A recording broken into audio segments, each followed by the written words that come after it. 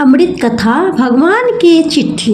एक घर में माँ बेटी रहती थी। रात का समय था। दरवाजे पर खटखटाने की आवाज आई। माँ और बेटी बहुत गरीब थी। छोटे से घर में रहते थे। छोटी बेटी ने दरवाजा खोला तो वहां पर कोई नहीं था। नीचे देखा तो चिट्ठी पड़ी हुई थी। बेटी ने चिट्ठी खोलकर पढ़ी तो हाथ कांपने लगा और जोर से चिल्लाई, माँ इधर आओ। चिट्ठी में लिखा था, बेटी मैं तुम्हारे घर आऊँगा तुमसे और तुम्हारी माँ से मिलने। और नाम की जगह नीचे लिखा था भगवान। माँ ने वह कहा, यह शायद हमारी गली के किसी लड़के ने तुम्हें छेड़ने के लिए बहुत ही गंदी शरारत की है। लेकिन बेटी को माँ की बात पर यकीन ही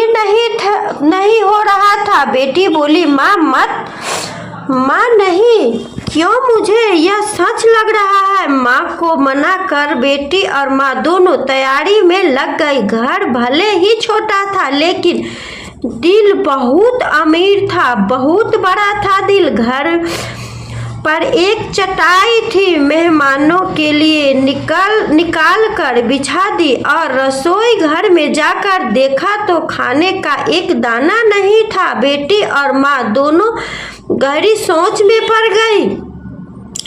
यदि भगवान सच में आ गए तो खाने में कुछ नहीं दे पाएंगे।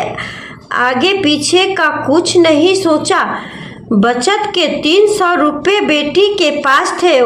पैसे लेकर वह छाता और कंबल लेकर किनारे की दुकान में के लिए निकल पड़ी। बारिश होने वाली थी और ठंड भी बहुत ज़्यादा थी। एक पैकेट दूध, एक मिठाई का बॉक्स और कुल 200 रुपये की चीज़ें खरीद कर वापस लौट आई, क्योंकि उन्हें लगा शायद भगवान घर पर पहुंच गए होंगे। घर से थोड़ी दूर पहुंची तो देखा कि जोर से बारिश शुरू हो गई और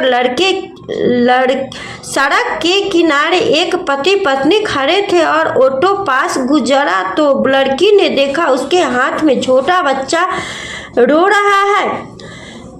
स्थिति कुछ ठीक नहीं लग रही थी। ऑटो घर के दरवाजे पर पहुंचा। माँ ऑटो से उतरी थी कि बेटी से रहा नहीं गया। बोली, ऑटो वाले भैया जरा ऑटो में इनको पास ले लो। पास जाकर देखा तो बच्चे को तेज बुखार था और उनके पास खाने के लिए भी कुछ न था। एक तरफ भगवान घर पर आने वाले थे और दूसरी तरफ यह समस्या। बेटी ने सोचा, भगवान को मना लूंगी, लेकिन यदि इन्हें ऐसे ही हाल में छोड़ दिया गया तो भगवान बिल्कुल भी माफ़ नहीं करेंगे। बेटी ने जो खरीदा था सब उनके हाथ में थमा दिया और बचे हुए 50 रुपये भी दे दिए और बोले, अभी मेरे पास इतना ही है, इसलिए रख लीजिए। बारिश ही हो रही थी तो छाता भी दे दिया और बच्चे को ठंड ना लगे इसलिए कंबल भी दे दिया। वहाँ से फटाफट घर पहुँच गए सोचकर कि भगवान आ गए होंगे। लेकिन दरवाजे पर माँ खड़ी थी। बोली, आने में इतनी देर क्यों लगा दी बेटी? और वह देर तक और एक और चिट्ठी आई है, पता नहीं किसकी है। बेटी ने पढ़ना शुरू किया। उसमें लिखा था, बेटी आज तुमने मिलकर बहुत खुश हुई। पहले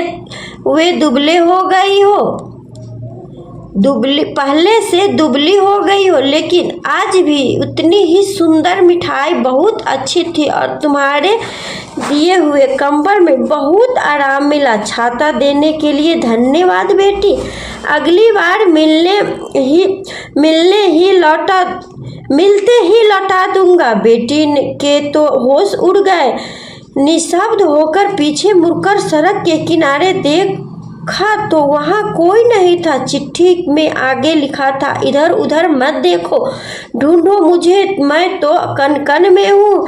जहाँ पवित्र सोच हो मैं उस मन में हूँ। यदि दिखे कोई जरूरतमंद तो मैं हर जरूरतमंद में हूँ। बेटी जोर से रो पड़ी और माँ को सब बताया। दोनों बहुत भावुक हो उठे और पूरी रात सो नहीं पाए। दोस्तों, अब आप सभी से एक प्रश्न है, यह बेटी सच में गरीब थी? जरा सोचिए और अपने दिल से इस सवाल को जवाब दीजिए, क्योंकि व्यक्ति मरने के बाद अपने साथ पैसे नहीं कर्म ले जाते हैं, और जरूरी नहीं हर पैसा वाला व्यक्ति अच्छे कर्म लेकर जा रहे हैं। इसलिए कोशिश करें तो पैसे से अमीर हो या गरीब, लेकिन कर्मों से अमीर जरूर बने।